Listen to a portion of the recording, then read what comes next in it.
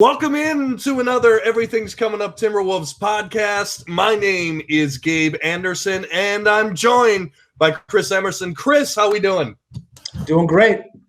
Awesome. Glad to hear it. And as always, we are also joined by Jared Good. Jared, how you doing? Doing good. I was a little nervous for this podcast because we had a little bit of a gap in our last one. Mm-hmm. But we got some talking points tonight. So as always, my Friday night fun night, I'm excited to be here. Absolutely. And we are here to talk everything and anything Minnesota Timberwolves basketball.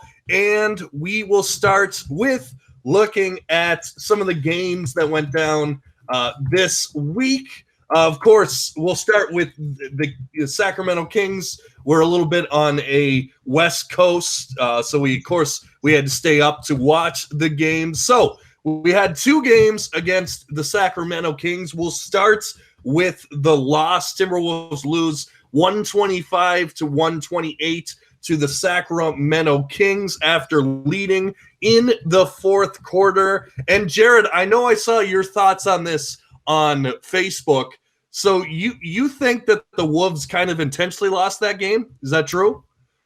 Yeah, so I was watching a bit of this game, and then I had to run to work before I saw the final, but I was listening to it, and I was listening to Alan Horton, and he kind of brought up something, and I don't remember what the exact score was, but I think the Wolves were up by 3 at the time, and I think there was like 30 to 38 seconds left in the game.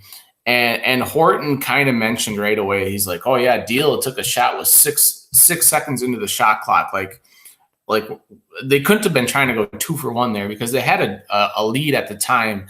And it almost kind of seemed to me like it was a kind of a tanking move just because of how quick he shot it. And Alan Horton is a phenomenal broadcaster. He's great. He's great. He's unbelievable. So usually when he says something, I kind of try to put myself in the game situation. But the way he kind of played it out at the time was like, yeah, like maybe there is a little bit of head scratching there. Like, why are we shooting so quick if we're trying to win games? So, I mean, I don't necessarily embrace that we need to tank. I know Chris has talked about this before. Like, we might just be bad enough to where we don't need to. And I know that you have personally said you just like to see some better chemistry later in games and stuff. Mm-hmm. And I feel like both games against the Kings were super good for both of those reasons. Like, we won one, we lost one, but we looked good in both of them. I mean, I don't really have much to see outside of that. Like, I mean, I don't even know what our record is right now, but I think we got 15 or 16 wins now. 16. And yeah, I mean, so the wins and losses don't really matter a whole ton, but like, as long as you see us in a competitive game and you see the core three that we're going to talk about in a little bit, but the core three look good together. I mean, as a Timberwolves fan, that's all you can ask for right now. And of course, I got to go to Chris so he can talk about his favorite player in the whole wide world. Naz Reid had quite a game on Wednesday night. Chris, what'd you see out of Naz in this one? Well, let me get back to D'Lo real quick. Yeah, first. Go ahead. The thing about D'Lo chucking up a shot with 6 seconds in the shot clock, up 3 with 30 some odd 40 seconds left or whatever, that's D'Lo. Like, He's ice in the veins, wants to be the killer. He wants to hit that shot and backpedal with his 3 fingers down, tapping on his forearm. That he just sealed the game. He's that killer, and you live and you die with that. So when I saw that, the first thing I thought was, okay, well, now we just we're up 3 still. We've got 1 possession left. They've got 1. We still should have a chance to win it. But if he hits that 3, I mean, you might as well turn the lights off and go home. So I think that was him just trying to be that game ender. And I wish I remembered the exact situation because it was similar to what you said. Okay, so because like if it's a situation that comes up, I mean, then I really don't think it's that much tanking because as a coach, you're going to try and go 2 for 1 if there's 30 or under left in there. If they come back and hit a 3, they can come back and hit a 3. But like, you're going to go 2 for 1 with the time that's remaining on the clock. I mean, it might have just been that kind of situation. I wish I was watching it, but It wasn't that. It was definitely like you're saying. It was a head scratcher. It was one of those things where you're like, oh, okay, so we're chucking that up. Here we go. It was 30 seconds left. D'Angelo, it was 30 seconds left. He missed one. Exactly 30. And so yeah, I think we were up a little bit. So but that's him, and that's who's gonna be. But Naz, let's get back to what we need to talk about. Naz Reid, who he's kind of a mix between Wilt Chamberlain. No, I'm kidding. He's got so much talent. I don't think there's anything that we can't run through Naz Reid that we don't run through Cat. And that sounds ludicrous, but like when the second unit's in there, I don't think we should change our offense that much. Obviously, instead of like the pick and pop, Naz might put it on the floor and get to the hole more, which he does at an amazing ability. Like he can take bigs, and he's been doing it with with power forwards off the dribble. And I know I said this months ago, but he is elite at finishing around the rim. And at the time it was with floaters and little, like they said that he was a part of the Jelly Fam crew from New York, them little Jelly Fam finger roll layups.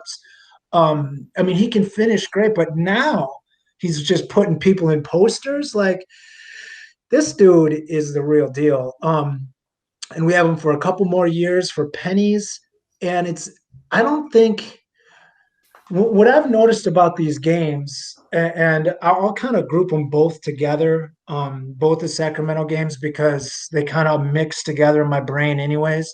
And they're pretty much the same game. Like we give up 40 in the first, and it's just a shootout, just an old West, Wild West shootout. And we didn't have enough bullets the second game. We had enough the first game. But we've been playing a lot of Naz and Cat together. And we've been closing with like in the last 5 minutes or like in the last 8 minutes of the game, you'll have Naz and Cat out there. We've been playing a lot of like with our second unit, we've been playing Naz, Vanderbilt, Gomez. Why can't I think of his first name? Juancho? Yeah, Juancho. Like we've been playing the opposite. So I always thought it was Rosas, and maybe it was, that was like, hey, we want to go super small. Small ball. That's what we're doing. Everything's small ball. A Kogi at the 4. And ever since Finch came in, we almost immediately started playing more Naz and Cat together. And now it's getting to be, you'll see Naz, Cat, Jaden McDaniels, like Jaden McDaniels at the 4, which I said I liked earlier. I like him defending that on the wings better. So I don't know if it was Ryan Saunders who was pushing the small ball, or maybe when Finch was hired, which I said was great, is now you've got a head coach that might be able to check Rosas, be like, no, this is what we do, because he trusts him. So maybe we're going big. Like we've been having big lineups, like extra big lineups. So yeah, Naz very well might be our starting power forward next year, game 1. Like I don't think that would be too out of the question. I wouldn't mind it unless we get a guy like Evan Mobley, but it's possible. Or Ben Simmons. Yeah, so admittedly, I watched most of the Clippers game this week. That was the game I saw the most of, and I'm sorry. Yeah, that was the worst game to watch all week. But so I watched a ton of the Clippers game, and like there was a point in my mind, like right before I got ready to leave for work, I'm like, Chris is going to have so much to talk about Naz Reid. Like Chris always talks about like how good he is at the rim, and he talks about how good his scoop shots are, and just in general how good he is. And that was probably his worst game of the week, and I noticed it. So like, if you have not got to watch 10 minutes of Naz off the bench, like dude is an absolute stud, and he was like diving towards the rim, and he was being found. I think D'Lo found him a couple times in that game, and where he just came up and just smashed out on the rim. And yes. Like this dude is really good, and he's got range too. Like it's not like he has to sit down on the block. Like Naz can shoot threes too. Like I don't know what his exact percentage is, but like I mean, he could extend a little bit. Naz is He's- really, really good, man. And it's probably your best take of the year. Not to say that you don't have other good ones, but like Naz is really good, man. he his shots up and down on percentage wise, but I mean he's gonna be a mid-30s 3-point shooter easily. What I love about his shot is the arc. I mean, he's got that. Him and D'Lo should have a competition on who gets the highest arc on their shots. I mean, they just moonball them bad boys. I love it. Mm-hmm. Yeah, and another thing that I was noticed particularly on Wednesday night about Naz Reid, he's like obviously he can shoot the three, but down in the post, he is nothing to scoff at. Like no. that one, he did the dream shake. I know the TV analysis or analysts picked it up. Jim Pete picked it up immediately. He did the dream shake. He had a spin on a guy. Like, I feel confident every time the ball in the low post goes to Naz Reid, I think we're going to get a bucket. Like, I honestly do. And like you were saying on the contract, I looked up his contract. I mean, he's getting paid 1.7 next year, then 1.9 on a team option after that. Then he's a restricted free agent. I mean, exactly. What a steal. What a steal. This undrafted guy from LSU. Like, unbelievable. When he signed that contract, I was like, oh my God. Like, why would you, like, who's your advisor? Like, why would you sign a 4-year contract that tops out at 1.7, dude? Like, geez. But hey, I mean, he was a nice bright spot. So was I thought Juancho's been playing good. One thing that Juancho's been doing is, and this goes back to what Finch is doing different, is Juancho's been playing the three. And he can defend okay at the three.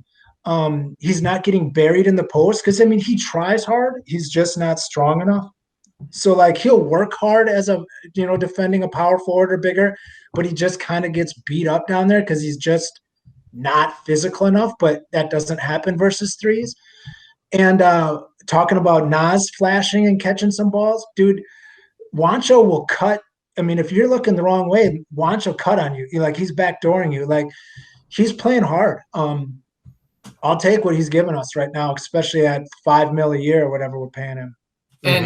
And like one thing you were talking about, like contract wise, like if you're entering in as an undrafted, rookie free agent, like I feel like if you're an agent, you want to get that prove it contract. Like if I come in and 2 years. Yeah, but like to have a longevity, like put yourself in the player's situation. Like, what if it doesn't work out? I mean, maybe you just want 4 years of steady paychecks, Right. I mean, but like you said, like that contract it's unbelievable because like say he gets a prove it contract, he's probably making $10 to $12 million next season.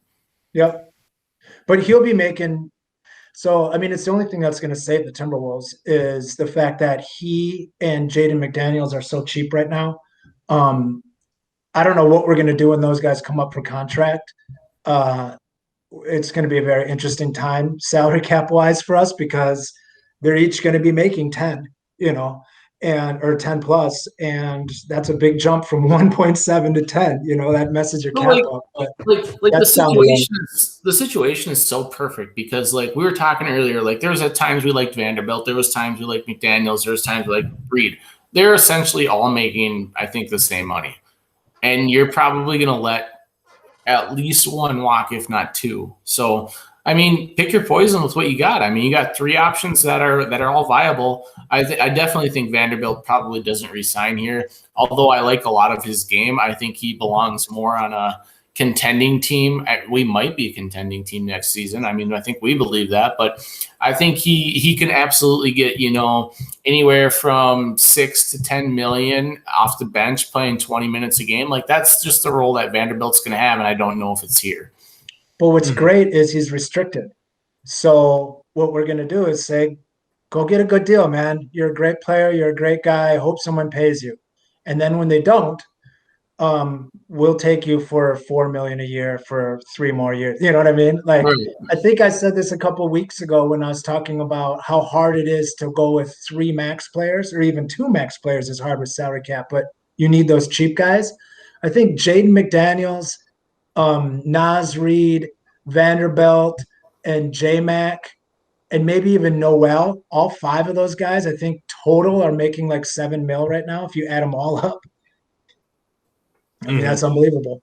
Yeah, that is. Yeah, and they're kind of that. It feels like the roster's very unfinished, as Rosas has been saying. It's kind of like D'Lo and Cat, and then maybe Beasley, and then maybe Rubio, and then everyone else is just on these small contracts that are kind of necessary for a max deal. So something that I noticed about last night's game, Wednesday night's game in particular, was maybe D'Lo. I mean, he finished with 15 points, but he's a much better passer than people give him credit for. Like people say he's just a scorer and that's all he does. He's not worth anything if he can't score. First of all, he had a couple steals, which was a big thing.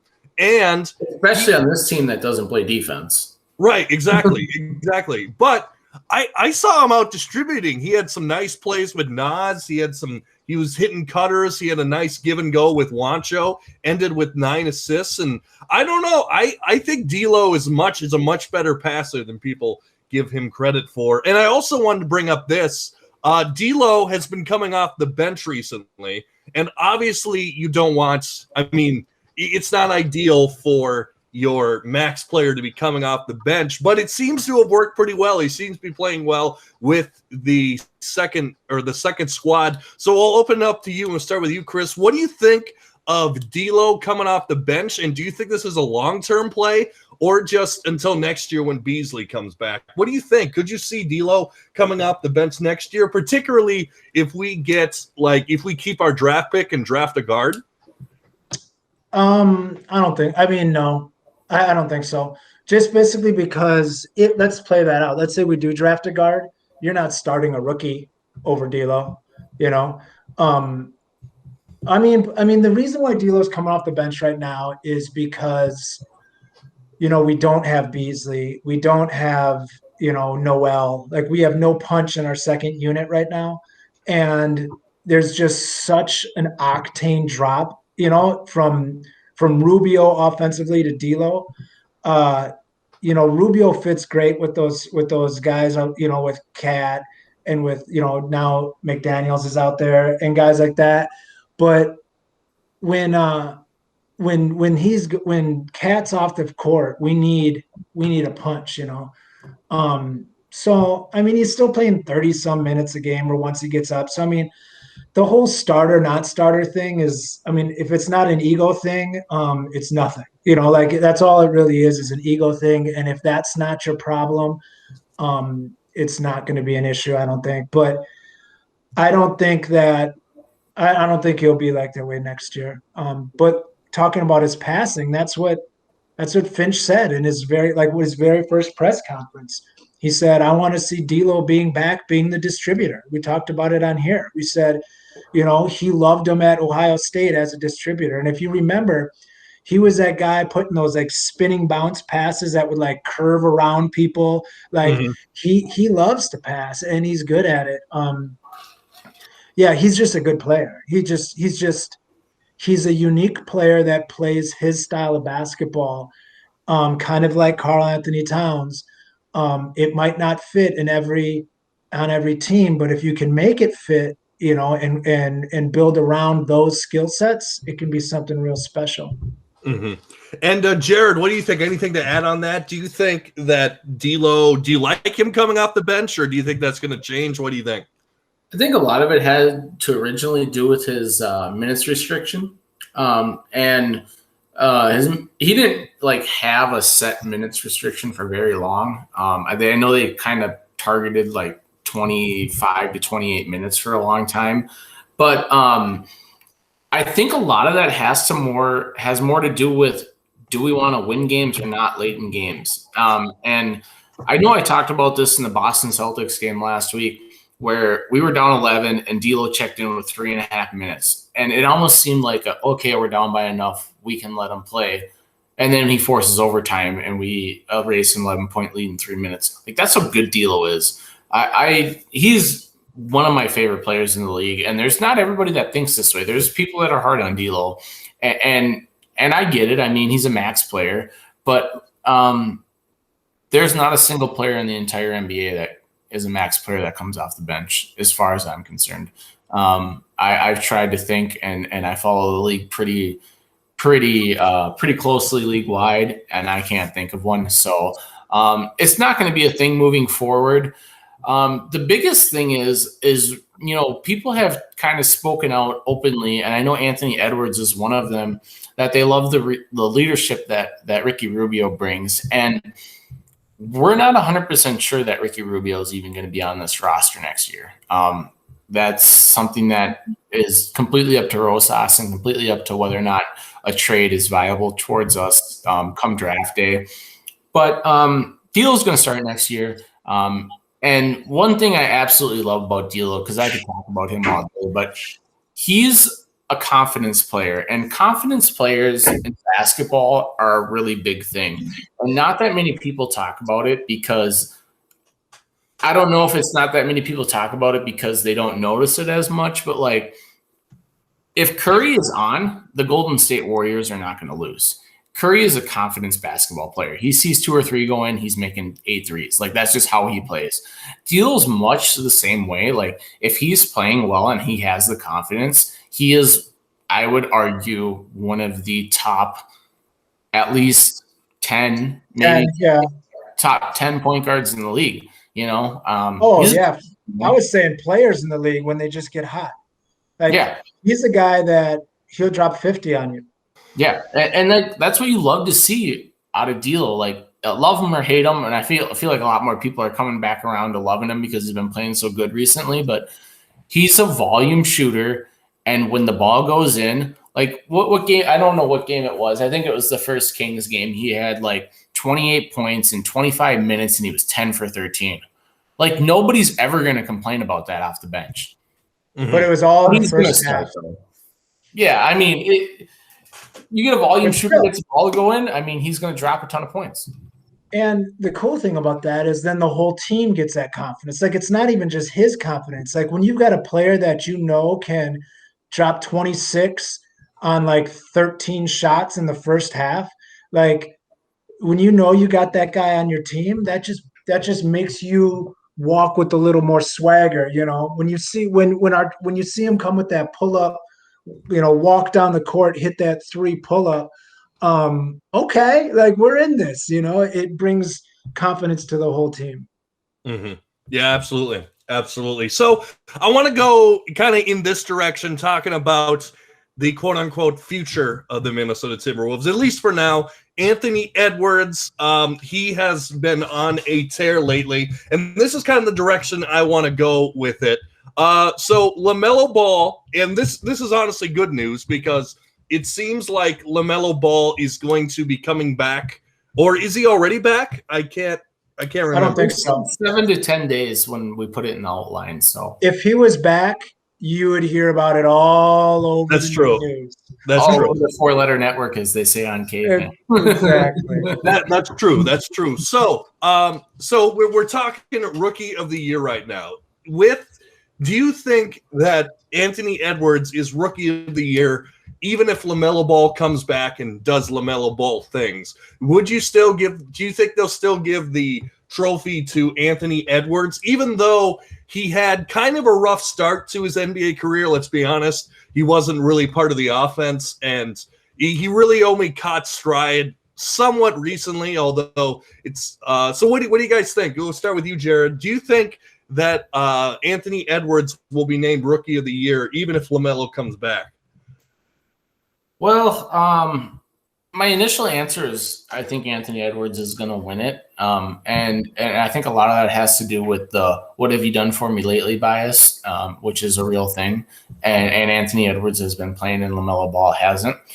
But another thing that like when we talk like MVP, like there's people that want to put Stephen Curry in the MVP category, who's had a pretty great year. But like, if you don't win games, you don't really get in that category. I don't know if Rookie of the Year is treated the same way, but Charlotte Hornets are probably going to be in the playoffs. Last time I looked, they were, I think, like the 6th seed. That might have changed recently, but LaMelo's a great player, and so is Anthony Edwards. I wouldn't fault anyone for putting Edwards ahead of LaMelo or LaMelo ahead of Edwards. I think they're 1A and 1B in a sort of way. And that's just not me being a homer, because I'm one of the biggest homers ever. And I just think LaMelo is that good.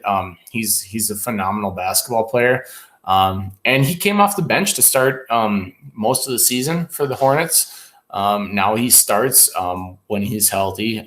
They've moved Devontae Graham to the bench. And do I think Anthony Edwards is going to win?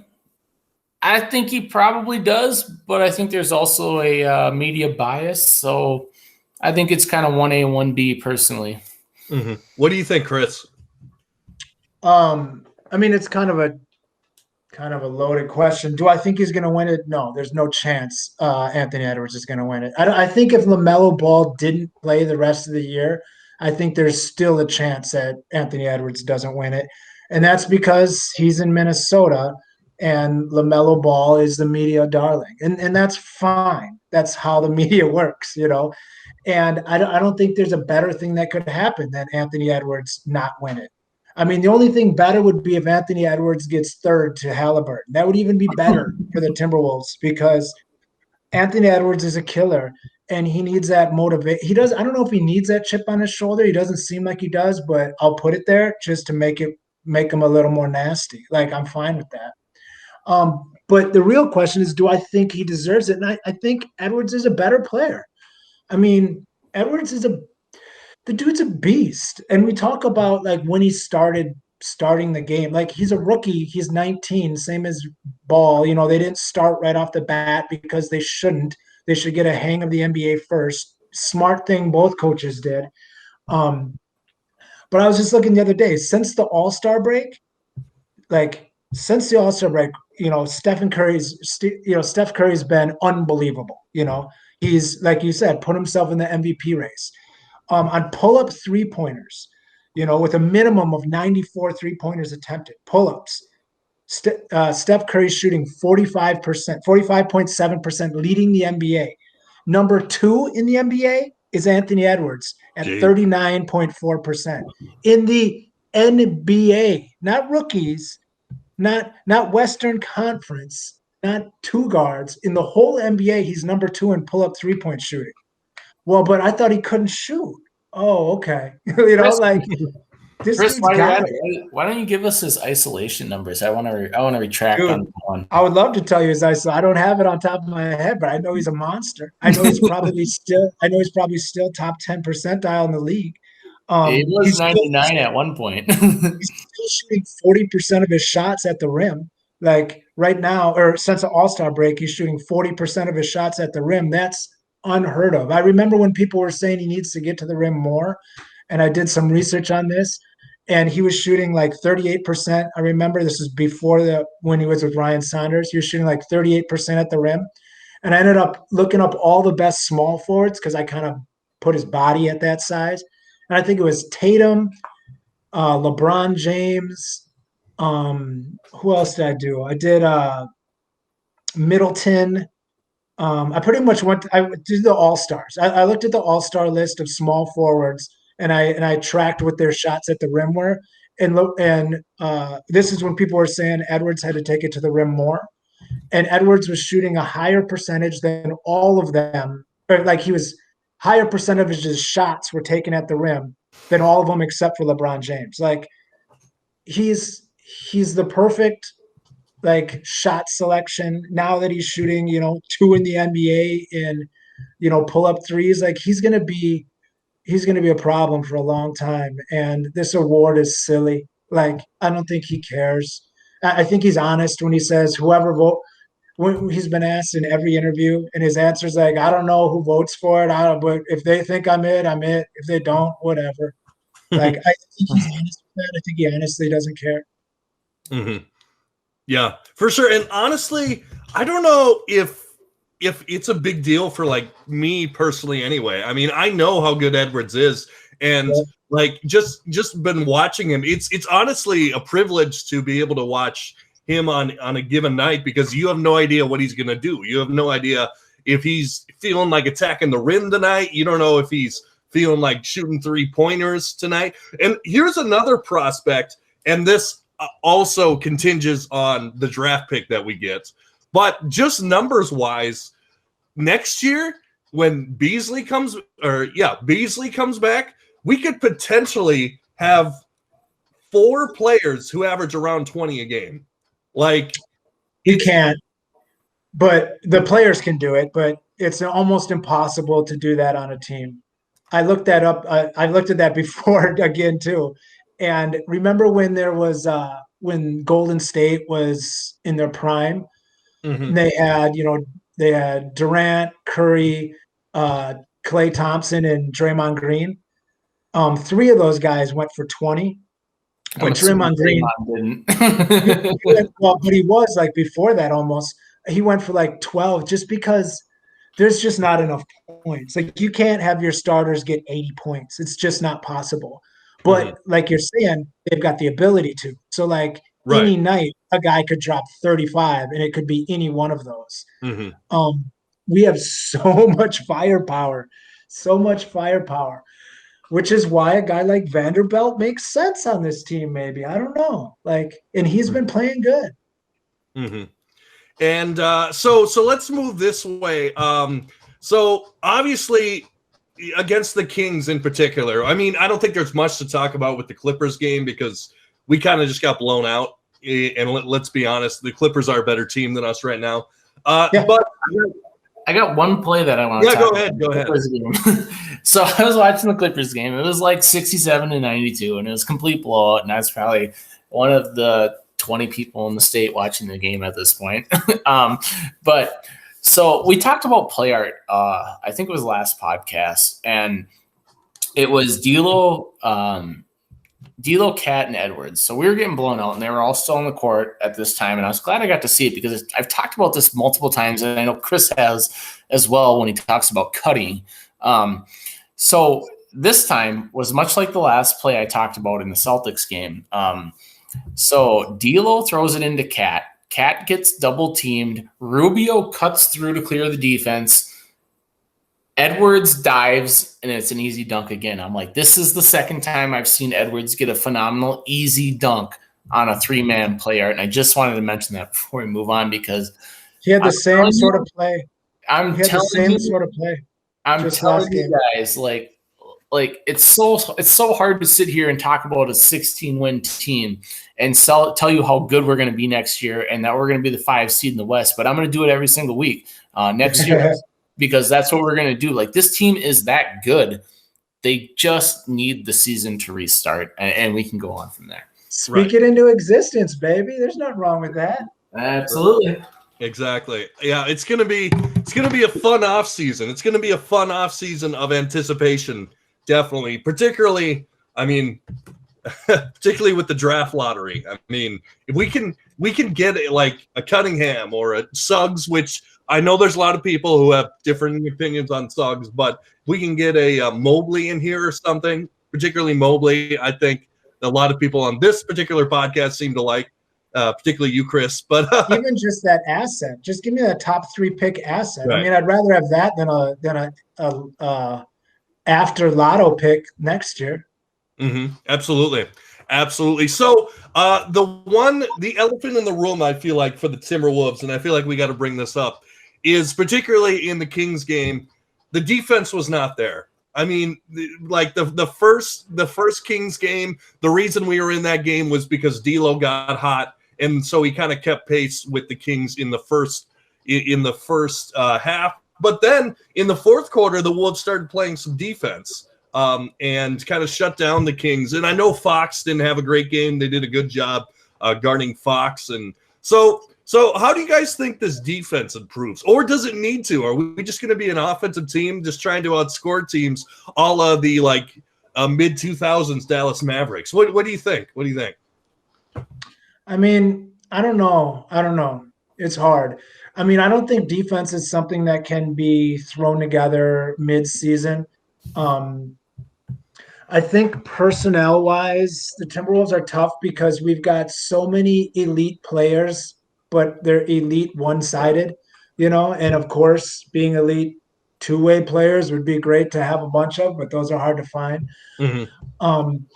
So I don't know if you have, Edwards, D'Lo, Cat, and then two elite, strictly defensive guys, if that's even enough. Because, I was looking at defensive rating, which is a hard thing to do because it's how your team goes. You go individually on that, but we've got like three of the bottom, like guys, our starters. I don't know, man. I don't know. I know that no team is very good unless they're like top. I forget what it was. They were talking about teams that were like top 5 in offense that were also bad in defense. And I think they could only find like one example that made like a deep playoff run in the last 5 years. Like you almost have to be, 50, midway or above in defense to really make trouble. But a lot of that's tied to offense too. You get good shots and your shot goes in, you don't have a long rebound. The other team doesn't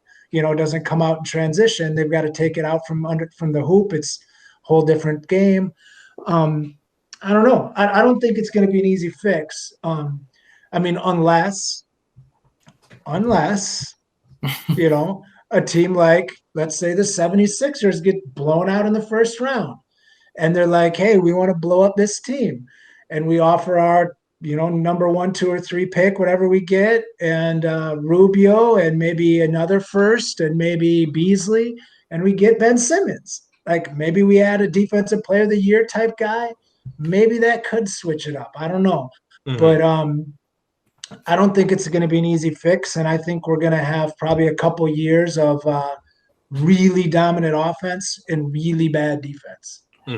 While we're at it, I just want to address the elephant in the room. All three of us believe that Ben Simmons would play the power forward on this team.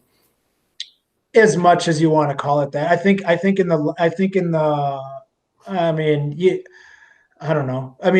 Yes. He wouldn't be the point guard. He wouldn't be the point guard. I think what he would do is he would grab a rebound and he would lead the break, and he might pass it, he might shoot it. I think there'd be times when he would be a secondary ball handler, but I don't see him. They're so positionless, but yes, I think he would defend power forwards. The only reason why I bring it up is because because this is almost the exact trade scenario that I kind of mentioned was going for Simmons with Rubio in our pick and maybe something else in the future. But I think a lot of people hate on the Simmons talk because they think he's going to play point guard. And I just wanted to make that clear that he's not going to play point guard if we land him. He's going to play the 3 or the 4. Right. But for the last 3 or 4 or 5 games that D'Lo's been back, you don't see him very often out there without Rubio or J-Mac. He's playing with a point guard almost every time, but that's also because we don't have a 2 guard. Noel's out and Beasley's out. So I don't know. I don't know what the plan is. I don't think it would be terrible to have 2 guys, but then you want Edwards handling the ball too. So, I don't think he would be a dominant ball handler, but I think he would handle it some. The only reason why I really necessarily bring it up is because if you guys watched in the bubble last season, they experimented with Simmons at the 4 during the bubble phase, and I actually think he did pretty well at it. So he's a stud. He's a 6'10" freak. That can shoot threes, but we don't need a 3-point shooter, so he fits perfectly. Right. And the other thing I'll mention about Simmons, and I mentioned this a couple times about it, I feel like I've said this word a lot. He is on the same timeline as Karl Anthony Towns and D'Angelo Russell. Exactly. He's on the same timeline. They're going to hit their prime at probably the same time. They're going to probably fizzle out at around the same time. So, we could have some years of fun basketball. You got something, Chris? I wonder what when D'Angelo Russell and Simmons were on the same high school basketball team, I wonder how they ran it there. I wonder if Simmons was kind of like the big, probably because he was 6'10" in high school. I wonder how they did that.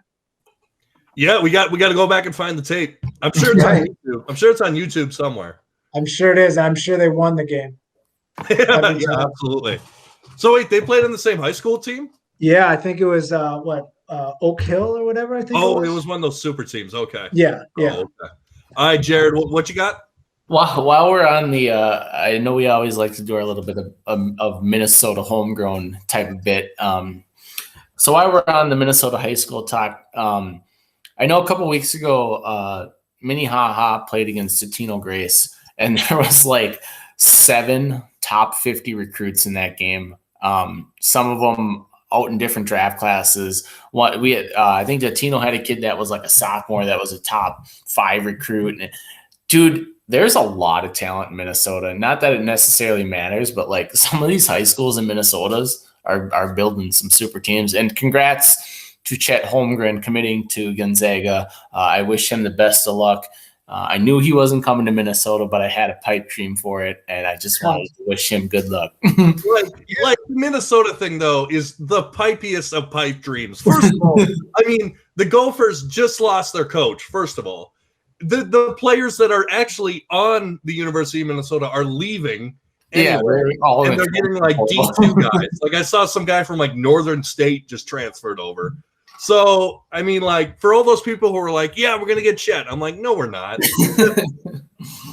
Like, it just doesn't happen. And I know, Chris, you posted something in the Facebook group about how, I mean, I'm sick of – so I hate when people that are supposedly basketball fans are so like they focus on one thing to like attack their hometown in, and they're not well versed enough to like look outside of their hate. Like they're always mad at the Gophers for not bringing in Trey Jones or Suggs or whatever. Why don't we ever get dude? If you're a top 5 recruit, top 10 recruit, you're going nationally to a powerhouse school. It's just what you do. But like you said, I looked it up, and out of the top 13, 14 recruits in Chet Holmgren's class, I think 10 of them have committed to somewhere. Not one of them is going to a college in their home state. Not one of the top 10. And out of the top 35, I think there was 3 or 4 that are going to a school in their state. And that was like Florida, a guy going to Florida State, and like, a guy from Kentucky is going to Kentucky. You know what I mean? Like, it wasn't like, I mean, it's just people need to relax on that whole, why don't we get the top 10? Well, because we're not a top 10 recruit school, man. What we need to do is get the guys that are 4 stars that are going to stay here for 3 years. You get a bunch of those and pile those up. That's how we got to do it. We're not going to get the superstars, settle down. Right. Neither's Nebraska. Neither's 90% of the schools in the NCAA aren't getting a top 10 talent, no matter where they're from. Mm-hmm. Right. Jared, you had some? Yeah. So people don't understand. These guys are essentially making their audition for the NBA. And that's as real as it. Let me ask you this. When's the last time a Minnesota Gopher went to the NBA that wasn't coming off the bench? Because I can't remember one. You can tell me Amir Coffey's in the NBA. You can tell me that Oturu was in the NBA. Neither one of them are seeing minutes. Chris Humphrey, maybe?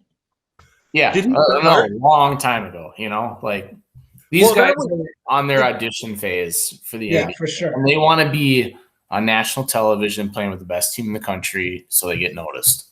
Well, here's the interesting thing about Humphreys is we think like the Gophers, such a big get. Like I was looking at, but I was looking at his like where he was ranked in the ESPN 100. He's still only number 26, so it's not like he's a top 1 or 2 guy like Holmgren And he signed with Duke first. Yeah, he did. Yep. And then backed out at the last minute and was like, I'll go put up 25 and 10 for the Gophers. Mm-hmm. By the way, I'm looking at the 2003 top 100.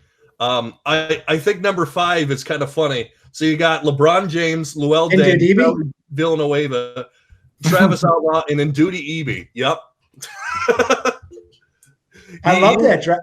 I was one of the few people who loved that draft pick because, I mean, it's easy to be 20/20 vision on it, but he was coming out from high school, the same as LeBron. He was a top 5 guy, and we got him like second to last pick in the first round. Like, you're getting a guy like, if you're telling me at 28 you're expecting to draft an all-star, you're an idiot. Like, those guys usually don't make the roster. If they do, you're kind of mad that you're guaranteeing them money. So yeah, take a long shot on a guy who could possibly be a superstar. Like, he was a number 5 ranked guy in the whole class. Like, sure, take a shot, but it didn't work. But yeah, I mean, of course, if you go back and every guy who doesn't work, you say that, it was a bad draft. Like, that's easy to do 4 years later. I can see it now. The YouTube title card defending the Indubi. Hey, it might be a video. I'll give you half an hour on defending David Kahn if you want some podcast. So I mean that'll definitely get some hate. Hey, any publicity is good publicity in my book. Right. So, That's right. Jared, you had something? I think it's everyone's favorite time of the podcast. Maybe not everyone's, but it's definitely mine. Gabe's question of the week. All right. We'll go to it. Pretty simple one this week, because there's been a lot of debate over it. If you had to name it right now, who is your MVP of the league? Like, who would you give the nod to MVP? Because a lot of people saying it's Curry because he's had an amazing stretch. Some people saying Duty. Some people, Jokic. Jokic. Wow, that was on the brain. That was on the brain. Some people are saying, like I said, Embiid. But in your opinion, who would you give MVP to? And we'll start with you, Chris. I mean, I guess I would say it's such a weird award. I guess I always say it's LeBron because he's the best player. I mean, he's the best basketball player, so I think he should win it. But if the way the award's given out because LeBron's resting for the playoffs because he's made a finals like 10 of the last 11 years, I would say I would give it to man, what's Denver's record right now? Where are they sitting? I'll take a look. Are they top 4 yet? They are. Let's see. That's the East. They are. Yeah, they're 4. They're 4, 38-20 behind the Clippers. How far are they behind the Clippers? They're about 2.5 games. I'd give it to him. I'd give it to Jokic. No, I mean, yeah, especially if they keep him there with Murray out. I mean, that'd be good to see. But it's gonna be a tough one. I mean, I could see Curry. I mean, he's a monster. He's putting up historic numbers again. I mean, it's one of those things where you're not wrong with any 3 of them. Embiid's a monster. He's been healthy the whole year. That's always been the knock is, can he stay healthy? I just don't want the freak to win it because I hate watching him play basketball. Maybe his brother wins it. Who knows? I'll give it to him. Or maybe they just write Antetokounmpo and like give it to the wrong guy. Give it to all 3 of them. Yeah, exactly. Jared, who do you got as MVP? We know who Jared's got. You know who my answer was. Go on to the next part of it. The second Gabe started the question, you knew who my answer was. And as Lee Corso once said, not so fast, my friends. It's Nikola Jokic by a mile. He's gonna win, and it's not even gonna be close. The second, I'll just go from down there. The second best MVP candidate is still Joel Embiid, even though he missed time. Jokic is averaging 27, 9, and 11. Dude's just an absolute stud. If you take him off that team, they're probably not even making the playoffs. That's how good Jokic is. And Denver is a super solid team. Even like one thing I thought interesting was about Denver is since the Aaron Gordon trade, he's only playing like 25 to 29 minutes. One thing I looked at recently, just kind of interesting looking at, hasn't done a ton with them, but they've been winning a ton. So he's a winning player. Doesn't hurt your team. Denver, yeah, you get the 4 seed in the West at one point. So I've been talking about Jokic since week 2 of the NBA season, and everyone's like, "Oh, he'll never win. Denver don't win enough. They're barely in the playoffs." Well, look at him now. Jokic is the best player in the league, and if he doesn't win this year, it's a travesty. Unless you give it to Embiid, who also missed a ton of time, which is going to hurt into his voting. Same thing with LeBron. Love LeBron, who's had a phenomenal year, continues to just be amazing. It wouldn't surprise me to see Jokic win the MVP and then LeBron win like a finals MVP. Like, he's just that good. He just hasn't been on the floor enough to win it. Curry, I'm actually kind of a Curry hater because he screws me a lot in fantasy. but you got to draft him then. Curry is unbelievably good. He's a very, very good player. But again, they're the 7 or 8. Or I don't even. They're on the borderline of the playoffs, I think. Last time I looked, and like early on when I actually had this conversation in a group chat, and I actually bet somebody that Nikola Jokic would have more first MVP votes than Embiid when Embiid was actually the front runner. Like, Jokic is just that good. It's funny, like, talking about Jokic, and we've had this conversation a few times. One of the best things I love about, like, Chris was telling me, like, yeah, Finch was kind of the guy that discovered him and like ran the offense through him. And like, as a Timberwolves podcast, it's so fun to talk about that with Cat, because that's exactly what Cat is going to mature himself into. And it's going to take a year or two, but like, he's already like that good to where when we start winning games, he's going to get noticed in the national media. I'm not going to say he's going to win MVP by any means, because there's a lot of talented players in this league, top to bottom. But yeah, if I'm voting today, it's Jokic 3 times before anybody else. Okay. So I was just looking at the NBA.com MVP ladder. They do have Jokic 1, Embiid 2, Giannis 3, and then Luka. I don't think you can give it to Luka. But I will say, you were mentioning, like, you take the guy off their team, they don't make the playoffs. Like, you take Steph Curry off the Warriors, like, and you got Wiggins and I don't know, Wiseman and Oubre. We did that last year. Yeah, that's true. Exactly. Yeah. So I'm not saying that Steph should win it, but I am saying that, man, he definitely belongs in the conversation. Absolutely. Yeah. I mean, if Steph won it, it's not like the greatest travesty, but it is. I mean, of course. But I mean, yeah. I mean, there's just so much talent. Mm-hmm. Yeah, absolutely. So I'm gonna make it. I want to say Embiid but I just think the talent around him is better. So, I mean, yes, the 76ers are a 1 seed, but it's hard not to give it to Jokic, kind of like you were saying. I mean, he can do it all. He can score, he can distribute, he can rebound. He's basically the fine tool player. Would you say the talent's better? I mean, let's say when everyone's healthy. Do you think the talents when everybody's healthy is better on the 76ers or Denver? With Jokic or take Jokic away? No, just with the whole roster. I mean, because the Sixers have Ben Simmons, Embiid, and a bunch of role players. And then, let's not forget Simmons, who's pretty good. Or not Simmons, Tobias. Tobias is pretty solid. Oh, yeah, Tobias is having a huge year. That's true. But, I mean, Denver, I think, is the deepest team in the NBA. And I don't think it's close. I 100% agree. I also hate the 76ers and Joel Embiid and pretty much everybody on that team besides Ben Simmons. But I agree. Denver is a super deep team. Like, if you look at their team, like, Michael Porter Jr. still is one of the most underrated players in the entire NBA.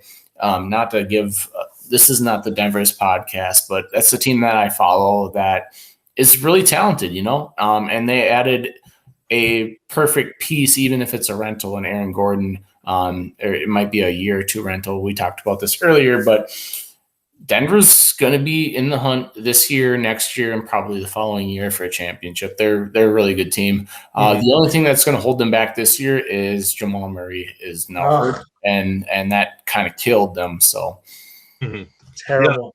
Yeah, no, it's definitely disappointing to see Jamal Murray, because I just want everyone to be healthy. Like, the West is so loaded. The playoffs are going to be so fun. And they always are, particularly in the West. Like, you used to have the Eastern playoffs that was like oh, okay, John Wall's going against like whoever. But the West, I mean, there's just bona fide stars on basically every single team. But I mean, like look at it, like the Warriors might not even make the playoffs proper, and they have Steph Curry. Like we might have a playoffs without Steph Curry. Like I knew we had one last year, but yeah. And like looking at the West, like I feel like all three of us would pick three different teams to come out. I know Chris's answer is going to be the Lakers till the end of time, and I only because they're the best team though. Yeah, I mean, when you get LeBron, AD, Drummond is a low key great ad for them, and I think it's getting kind of underlooked. And we've talked about that a little bit beforehand, but like I think you could make a legitimate case for Phoenix. I think you can make a case for Utah. I think you can make a case for Denver. I mean, like the top four on the West are unbelievable. And I hate to say it because I kind of agree with you, Chris, but like when the Lakers are healthy, I think that now that Murray is out, I just don't think Denver has enough firepower to get through because their bench is kind of lacking. Mm-hmm. Well, it's the thing where I mean they traded. It sucks because they traded Harris away to get Gordon, and then they lose their point guard. Like if they had Harris still, it would be a little better because they'd have a little bit more depth at guard that could carry the lead guard a little bit. But I mean, that little Comprazzo guy, whatever that little Italian little spicy nugget. That guy, I mean, he only can be so much. And not to make this completely about Denver, but I read today that Monte Morris is out for 1 to 2 weeks with a hamstring injury as well. So like that doesn't help. Mm-hmm. Yeah, absolutely. All right, so let's look at the schedule ahead. When you're listening to this, which is probably on a Saturday, the Wolves start a 2-game series with the best team record-wise in the NBA, the Utah Jazz. First on the road against the Jazz, then at home against the Jazz, and then that's Saturday, Monday. Tuesday, we play the Rockets, which I honestly think sit D'Lo, sit Towns, sit Edwards, sit everyone just so we can lose that game. That game in itself is for draft picks. Yeah, absolutely. And then we have the Warriors, so obviously the draw there is Steph Curry, and we get to see Andrew Wiggins again, an old friend, seeing So what are you guys looking from the Wolves this week, and then we'll wrap it up. We'll start with you, Chris. So I'm going to do a little bit of a monologue here. This is what's been bothering me and what I'm looking forward to. So one thing that I do that I still say everybody needs to do is follow the Timberwolves on Facebook or on YouTube. And anytime they have pre or post game interviews, watch them. They're like 3 minutes long for each guy, and they're great, especially Anthony Edwards. He's an amazing interview. But ever since the Boston game, he's been different. So I meant to talk about this last time. So right after the Boston game was when I think Anthony Edwards was out there for the whole the whole closing time, and I think got one shot or maybe like hardly touched the ball. And D'Lo went nuts, and I think we lost that game, I believe, right at the end. And Edwards wasn't happy. It was the first time in a post-game interview where he was just like one-word answers, like almost Marshawn Lynch, I'm here so I don't get fined. And it was very interesting. And then I listened to Kat and D'Lo's interview that game, and they were both just singing each other's praises and talking about, well, we're the leaders of this team, and this is how we lead, and this and that, and just loving each other up. And it seemed very it was really weird to see those two guys in so much love and so much like happiness, and Edwards so down. And Rebecca Brunson, who's a former Lynx player, she's starting to do some sideline stuff, and she said, what did she say? Something like, how do you feel about only getting 2 shots in the fourth quarter in overtime? Was that because the D was taking you away, or was a plan to focus more with Kat and D'Lo? And Edwards just sat there for a while and said, I don't have an answer. I don't know. Like it was so awkward. And then the next couple games after that, he was the same way. Like he had a really bad vibe. And I'm worried that this meshing, it's going to be really interesting to see how D'Lo and him mesh. That's what I'm worried about. And I know D'Lo has been trying to sing his praises, like Rookie of the Year, holding up the sign thing, but some of that seems forced and kind of fake. That's what I'm going to be looking forward to these games. Is I want to see D'Lo get Edwards the ball, and I mean I'm afraid D'Lo's trying to get a little of his shine right now, which he deserves and good for him. But I think Edwards being 19, I think he needs something. He needs a little bit more confidence coming his way. So I want to see Edwards get a little of his swagger back. I want to see it being forced to him from D'Lo. I want to see that trio work. And Edwards not being the deep third. I want to see him being like 1C of that group. So that's what I'm looking forward to is trying to see Edwards get his swagger back. There you go. Well said. Well said. Jared, what are you looking for this week? Well, I've said this on previous podcasts. Well, not this exact words, but there's 3 teams in the entire NBA that play the Timberwolves unbelievably tough.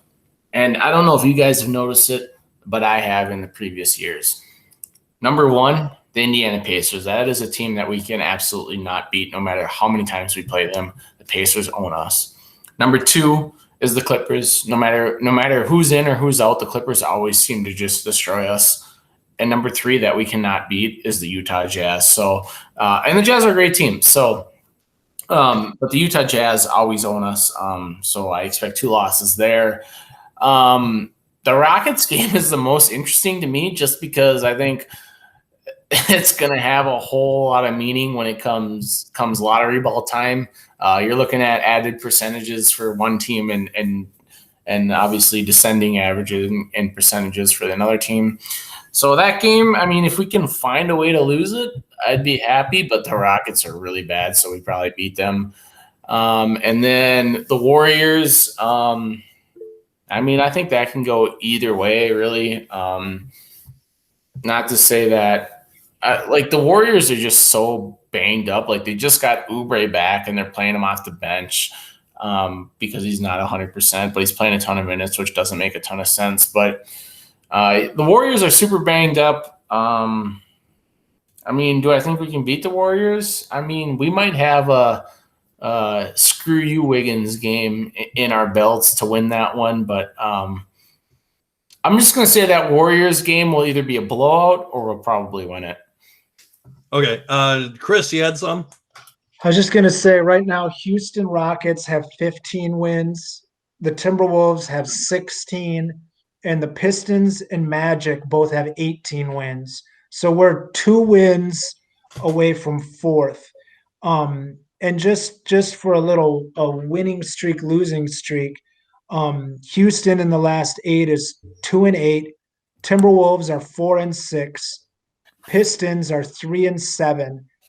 And then the Magic and the Thunder are trying to catch us. They're 1-9 and 0-10.